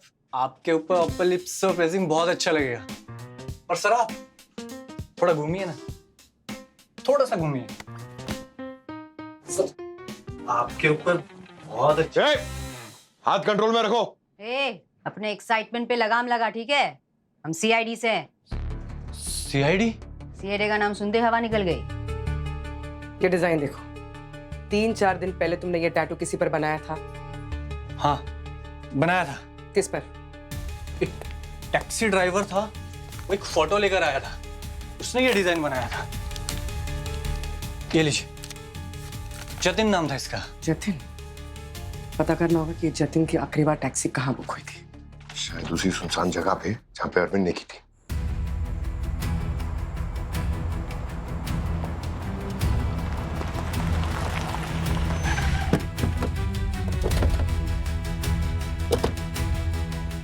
तो वाकई काफी सुनसान इलाका है, बिल्कुल वैसा ही है जैसे अरविंद को बुलाया था ना डिलीवरी के लिए। सर वो लोकल कॉप्स कह रहे थे कि जतिन की टैक्सी यहाँ पार्क होती। और इन दोनों केसेस में सिमिलरिटी देखो, जतिन के टैक्सी को उसी मोबाइल फोन से बुक किया गया था जिसे किसी लोकल से चुराया गया था। काफी क्लियर मॉडस ऑपरेंडी है इस खूनी की, सोचे समझे प्लान के तहत कर रहा है ये सारा काम। जानबूझ के अपने विक्टिम्स को ऐसे सुनसान जगह पे बुलाता था। यहाँ पे ना कोई सीसीटीवी कैमरा है और ना ही कोई गवाह मिलेगा। सर लेकिन विक्टिम्स को ऑपरेशन थिएटर लेके कैसे जाते होंगे ये लोग?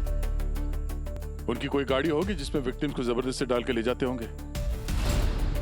करेक्ट। यहाँ आसपास पता करते हैं, कुछ गाड़ी का नामो निशान मिलता है क्या? टायर मार्क्स वगैरह कुछ भी?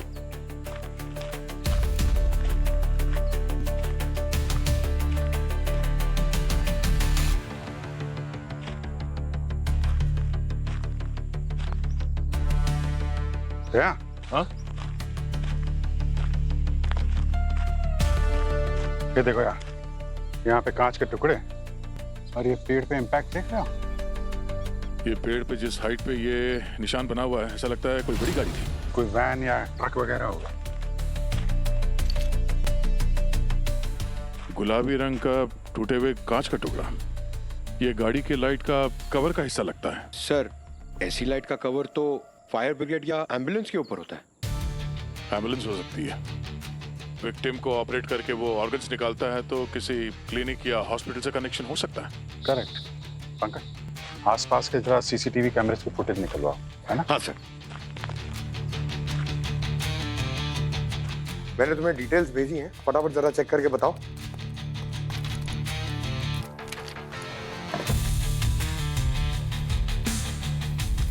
पूर्वी, पंकज,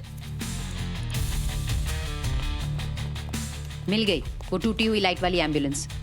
2-3 एम्बुलेंसेस दिखी थी, उनमें से इसकी लाइट टूटी हुई है। वाह भूमि मैम, आपने तो कमाल कर दिया। ये तो लीला सर्कल की तरफ जा रही है। एम्बुलेंस का नंबर नोट करो और पता करो ये कौन से हॉस्पिटल की है। हाँ पूर्वी, एम्बुलेंस का कुछ पता चला? सर एम्बुलेंस का नंबर मिल गया है और ये एम्बुलेंस MJH हॉस्पिटल की है। ठीक है।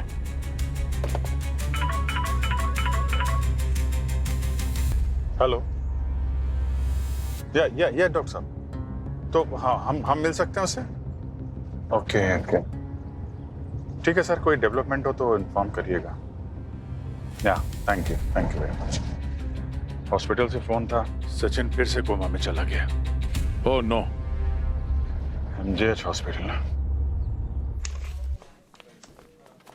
पंकज, ये रिसेप्शन पे ऑर्गन ट्रेडिंग के बारे में कुछ मत बोलना। पता है मुझे, कंफर्म कर रही थी। Excuse me. Sorry sir, OPD का टाइम अभी खत्म हो गया है, आप लोग कल आइए। हम CID से। ये एम्बुलेंस देखिए, ये इसी हॉस्पिटल की है ना? ये तो रिकॉर्ड्स में चेक करके पता करना पड़ेगा मैम। रिकॉर्ड्स हमने चेक कर लिए। तुमसे पता करके ये बताओ कि 17 मार्च को रात 10 बजे ये एम्बुलेंस कौन चला रहा था? इसी एम्बुलेंस की बात कर रहे थे ना आप? हाँ, नंबर तो यही है। लेकिन इसकी लाइट तो एकदम सही है। आपको पूरा यकीन है कि इसका एक्सीडेंट हुआ था? हाँ, जरूर उसने लाइट बदल के एम्बुलेंस के यहाँ पे लाके खड़ा कर दिया होगा। आपने जो डेट और टाइम बताया, उस वक्त तो सतीश ड्राइवर था इस एम्बुलेंस का। सतीश वो अंदर है अभी? जी। पूर्वी, पंकज, तुम लोग जाओ इसके साथ, देखो जरा। चलिए।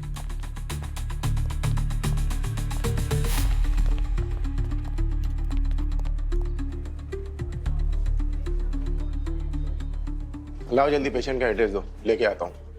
कोई पेशेंट नहीं है। पेशेंट नहीं तो बुलाया क्यों मुझको यहाँ पे? उन्होंने नहीं, हमने बुलाया। आप लोग कौन हो भाई? हम CID से। 17 तारीख को लीला सर्कल पर एम्बुलेंस का एक्सीडेंट तुमने ही किया था ना?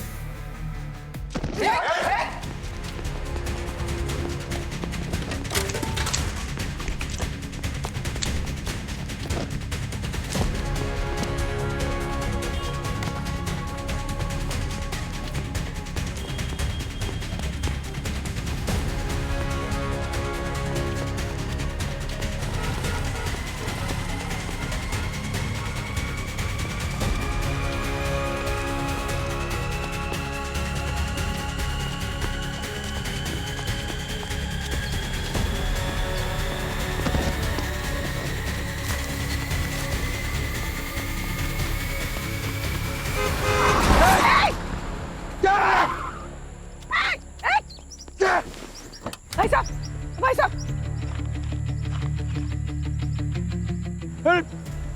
गलती हो गई मुझसे, ब्रेक नहीं लगी टाइम पे। इज नो मोर।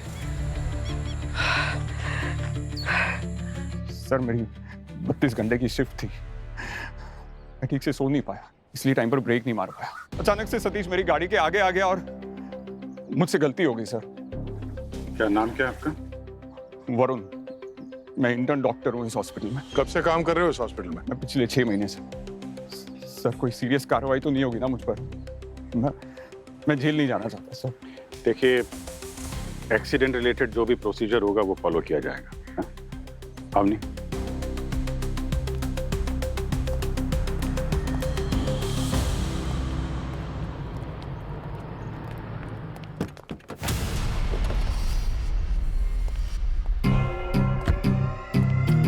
ये मैं क्या सुन रहा हूं? उस एम्बुलेंस ड्राइवर की मौत हो गई। ये इस केस की 8वीं मौत है, और वो भी उस इंसान की जो हमें खूनी तक पहुंचा सकता था। Is this a joke? I am sorry sir, मैंने पूरी कोशिश की थी उसे पकड़ने के लिए, मगर उसके शर्ट का बटन टूट गया और वो मेरे हाथ से निकल गया सर। और आप दोनों कहां थे उस वक्त जब ये सब हो रहा था? हम लोग एम्बुलेंस को सर्च कर रहे थे। तो आपने एक जूनियर को भेजा, एक शातिर क्रिमिनल को पकड़ने। एक हादसा था, हमारे साथ भी हो सकता था सर। अगर आप लोगों को सीरियसली काम नहीं करना है तो बता दो। अगर आप दोनों का ध्यान होता तो शायद सतीश जिंदा होता और हमें खूनी का पता चल चुका होता। आपको खूनी चाहिए ना, मिल जाएगा। पंकज, डॉक्टर सालुंखे को बोलो कि एम्बुलेंस को रगड़ रगड़ के इसमें से सबूत निकालें। और तुम सतीश की सारी कुंडली निकालो, पता करो उसका साथी कौन सा है। और अवनी को बोलो। 1 मिनट, शायद आप भूल रहे हैं कि ACP मैं हूं और यहां ऑर्डर्स मैं दूंगा, आप सिर्फ उन्हें फॉलो करेंगे, जो कि आप कर नहीं रहे। ACP आयुष्मान, 18 साल से CID में ड्यूटी कर रहे हैं हम लोग। इतने खूनियों को पकड़ चुके हैं जितने साल में दिन नहीं होते हैं। और ACP प्रद्युमन ने मैं सिखाया है, अगर एक दरवाजा बंद हो जाए तो 4 दरवाजे कैसे खोले जाते हैं। पता है, उस एम्बुलेंस की मैंने बहुत अच्छी तरह से जांच पड़ताल की। जानते हो क्या मिला? क्या? ये मिला बाल। किसके बाल है? उन विक्टिम्स में से किसी के हैं क्या? हाँ, और इनकी डीएनए रिपोर्ट आ गई है और उससे साबित होता है कि एम्बुलेंस का इस्तेमाल किया गया था जतिन के साथ साथ और 2 लोगों को क्राइम सीन पर ले जाने के लिए। मतलब कि सतीश था इन सबके पीछे, वो एम्बुलेंस का ड्राइवर जो तुम दोनों की लापरवाही की वजह से मारा गया। सर, सतीश सिर्फ एक मोहरा था। असली मास्टरमाइंड वो डॉक्टर है जो ऑपरेशन कर रहा है, और उसको भी पकड़ लेंगे हम लोग। कैसे पकड़ेंगे? हलवा है क्या? दोनों का ध्यान तो कहीं और लगता है। डॉक्टर सालोंके, आप बताइए, ये दोनों चोरी छिपे मेरे ऑर्डर्स के अगेंस्ट चले गए, क्या ये चीज इनको शोभा देती है? देखिए, ये आप अपना सास बहू वाला झगड़ा ब्यूरो में बैठ के निपटाइए। मुझे इस वक्त सिर्फ इस केस के बारे में बात करनी है। हाँ डॉक्टर साहब, बताइए ना, विक्टिम्स की पहचान हुई क्या? हाँ सर, 3 विक्टिम्स की पहचान हो चुकी है, केतकी, सिमरन और डेविड। और कमाल की बात यह है कि इन तीनों को किसी सोशल मीडिया ऐप के जरिए बुलाया गया है मिलने के लिए। हाँ सर, ये केतकी को डेटिंग ऐप के जरिए, सिमरन जो कि मॉडलिंग करती थी उसको कास्टिंग ऐप के जरिए, और ये डेविड ये फिजियो था, इसलिए इसे किसी हेल्थ ऐप के जरिए बुलाया गया। इसे कहते डेडिकेशन और कमिटमेंट। सीखिए कुछ डॉक्टर सालोंके से। मैं सीख रहा हूँ, मैं इन्हीं से सीख रहा हूँ। डॉक्टर साहब, ये जो बॉडीज की पहचान की है आपने, कोई तो कड़ी मिली होगी ना इसके पीछे? हाँ, मिली ना, इन लोगों की हेल्थ हिस्ट्री। Health history? यानी हाल फिलहाल में ये तीनों किसी हॉस्पिटल में गए थे क्या? हाँ सर, ये केतकी की अभी हाल ही में अपेंडिक्स की सर्जरी हुई थी। और वो सिमरन, उसने हाल ही में लाइपोसक्शन करवाया था, वो जो एक्टर्स और मॉडल्स करवाते ना अपने आप को पतला दिखाने के लिए, वो। और सर, ये डेविड ने हाल फिलहाल में ही हेयर ट्रांसप्लांट कराया था। ये अरविंद का भी आप लोगों ने बताया था ना, इसका एक्सीडेंट हुआ था बाईं टांग में, तो ये भी हॉस्पिटल गया होगा। और जतिन ने अपना मेडिकल इंश्योरेंस निकलवाया था, तो कंप्लीट बॉडी चेकअप के लिए किसी हॉस्पिटल में तो गया ही होगा। मतलब इन सब का डेटा खूनी को हॉस्पिटल से ही मिला है। करेक्ट। डॉक्टर साहब, ये सब कहीं MJH हॉस्पिटल तो नहीं गए थे जहाँ सतीश काम करता था? नहीं यार, यहीं पर पेंच फंस गया है। दरअसल ये तीनों 3 अलग अलग हॉस्पिटल्स में गए थे भाई। ये देखो, ये रही वो हॉस्पिटल्स की लिस्ट। यानी इन क्राइम्स की जड़ें इन हॉस्पिटल के अलावा कहीं और भी जुड़े हुए हैं। तो इस खूनी तक पहुंचने का रास्ता इन्हीं में से किसी हॉस्पिटल से होके गुजरता है।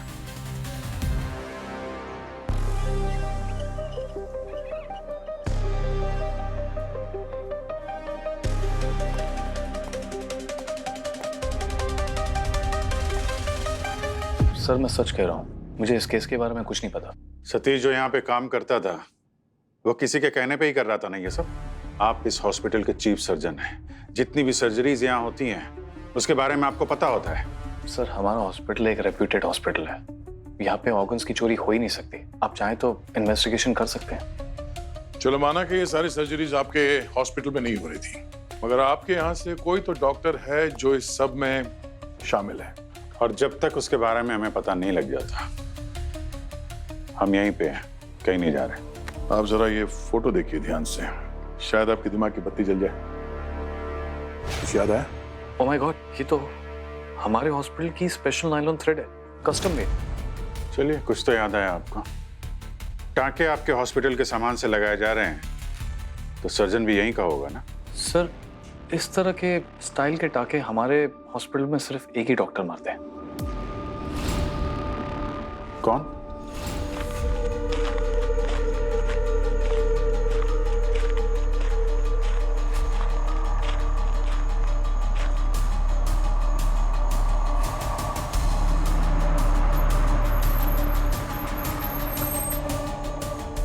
प्लीज, वो एक्चुअली यहाँ पर नेटवर्क नहीं है और रात भी बहुत हो चुकी है, तो क्या आप हमें मेन रोड तक ड्रॉप कर सकते हैं प्लीज? तानिया, तुम? क्या आप जानते हैं मुझे? तुम भूल गई? मैं शिरीष, अभी पिछले हफ्ते ही तो आया था तुम्हारे क्लिनिक में अपना हेयर ट्रांसप्लांट कराने। Oh yes yes, I am so sorry, मैं भूल गई। एक्चुअली रोज हॉस्पिटल में इतने सारे पेशेंट्स आते हैं तो याद नहीं रहता। कोई नहीं, आ जाओ, बैठो। श्योर।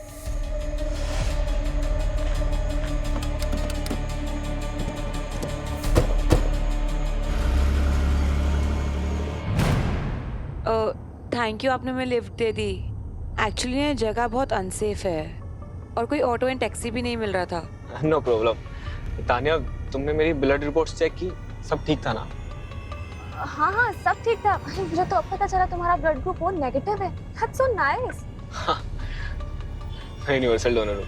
वाकई काफी किस्मत वाले होते हैं ये आपके जैसे यूनिवर्सल डोनर। रियली? वो कैसे? अच्छा कर्म करने का मौका जो मिलेगा अब आपको। अच्छे कर्म मतलब मैं कुछ समझा नहीं।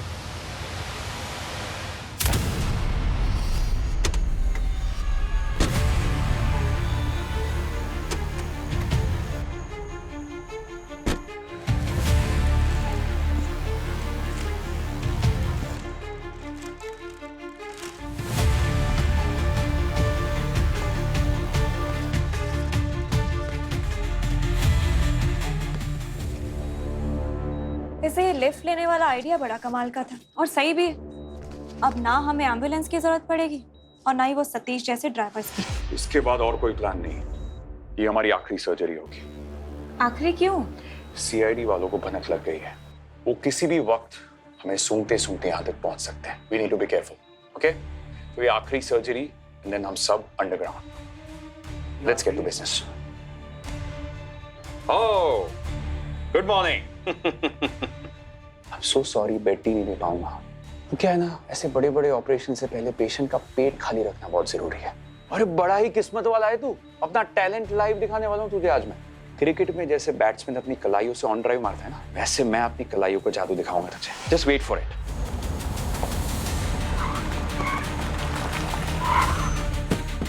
सॉरी शिरीष, उम्मीद है कि इस बात से तो तुम तसल्ली कर ही लोगे कि तुम्हारी जान गवारा नहीं जाएगी।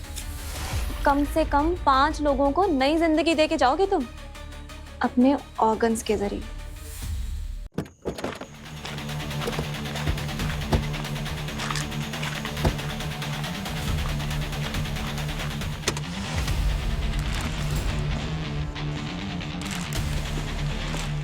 तुम सबकी नई जिंदगी अब शुरू होने वाली है सलाखों के पीछे। जाने दो हमें, वरना तुम लोगों के लिए अच्छा नहीं होगा।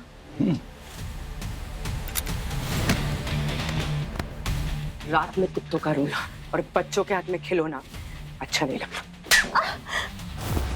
डॉक्टर वरुण, जान बचाने वाला ही लोगों की जान ले रहा है ना? अपने कलाइयों से ऑन ड्राइव दिखाने का बहुत शौक है ना तुझे? हाँ? अब मेरे हाथों से कवर ड्राइव देख तू।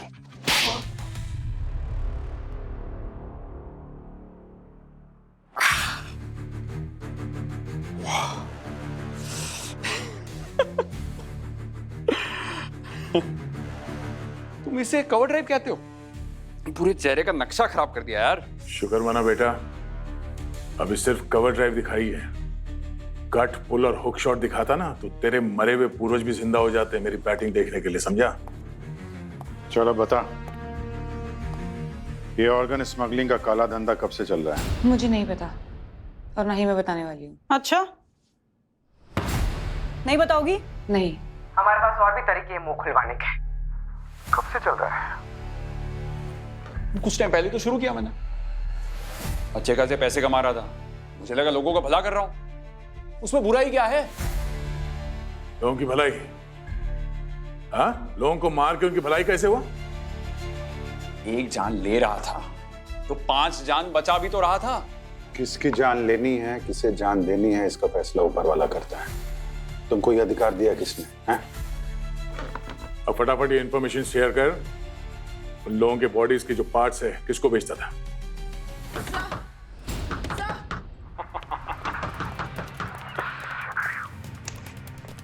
क्या हुआ? सर वो नर्स। क्या? सर नर्स ने जहर खा लिया। व्हाट? जहर खा लिया?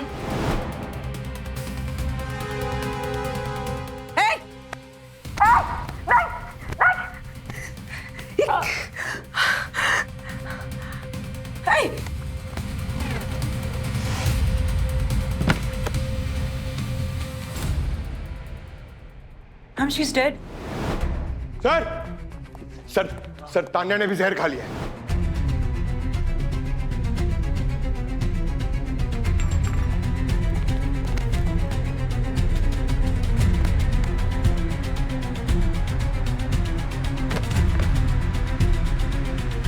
ये हो क्या रहा है? इन सबके पास जहर आया कहां से? ए, वरुण, वरुण दरवाजा खोलो।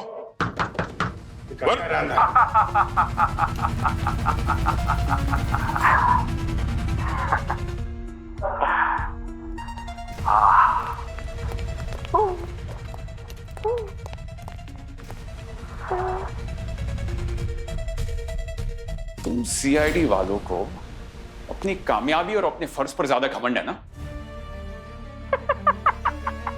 अब तुम लोगों के रोने का टाइम शुरू हो गया है। अब तुम लोगों की लाइफ में खुशी कम और दुख ज्यादा है।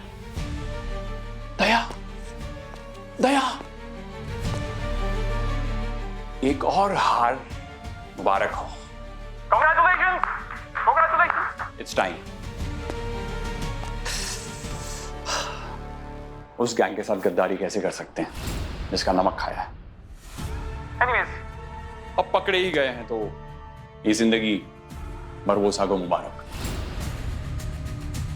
बरबोसा। हे वरुण, हे वरुण,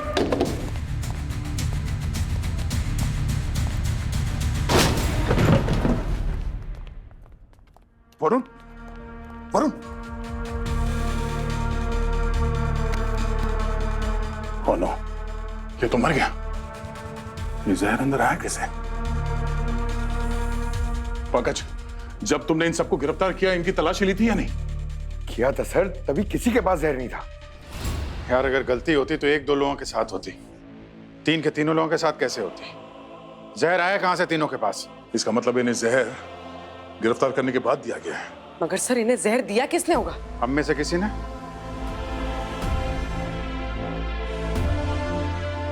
जो सीआईडी का गद्दार है और बरबोसा का वफादार।